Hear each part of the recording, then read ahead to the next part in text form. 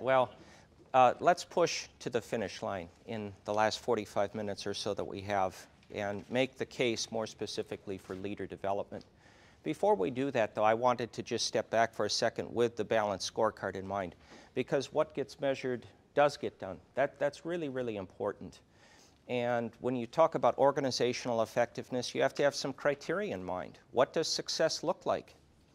We've got people from many different organizations in the room. We've got some people from educational institutions, faith-based professional services, the public sector. There are a lot of different people. And if you don't know what the finish line looks like, how are you going to get there? Stephen Covey in 7 Habits talked about begin with the end in mind. And there are these simple little credos and cliches that I think we should be mindful of along these lines. And in terms of a balanced scorecard, of course, Kaplan and Norton, Harvard researchers that promulgated this 15 or so years ago, if you follow their model, it might be highly complex. And I'm just echoing what Krista's talking about here by keeping it simple. Beneath complicated lies complicated. Beneath elegant simplicity lies complexity. Our goal should be to make the seemingly complex simple. And building a leader development model, a program that's sustained and perpetuated, might seem complex to some of you, but I think it can be elegantly simple. Much in life when it isn't working is because we've overcomplicated it. So I think it's really important along these lines to have that in mind as we get going. What are some metrics? What are some things that we have in place?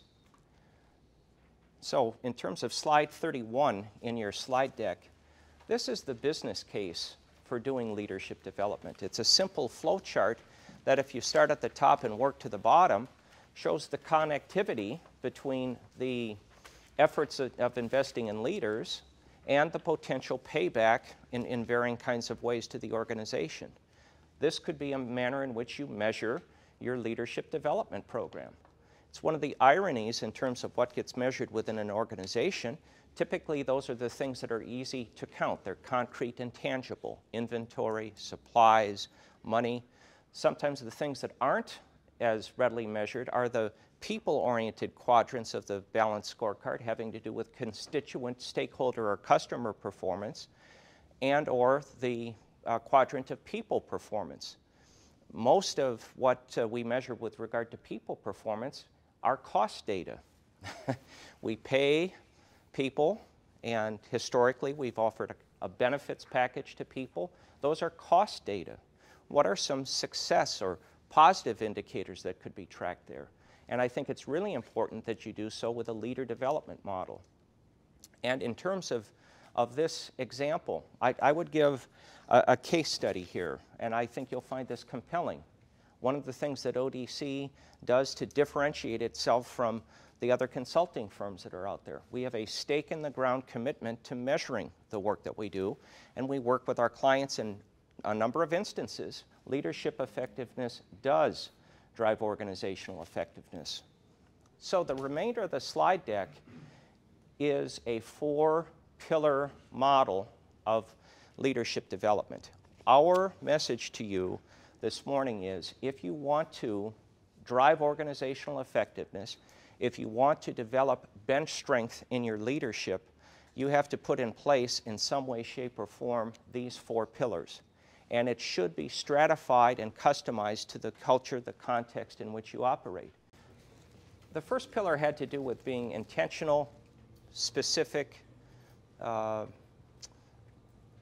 systematic. You know, this is not something we do some of the time, it's something we do all of the time. We have a commitment to doing it. Talent. And I guess simplistically, there are 2 ways that organizations tend to go about identifying people that they might invest in leadership-wise. One would be some kind of voluntary, I want to apply, I'd like to be considered to be a leader. Sometimes that's followed, that's 1A. 1B might be, well, we're also going to do some assessment.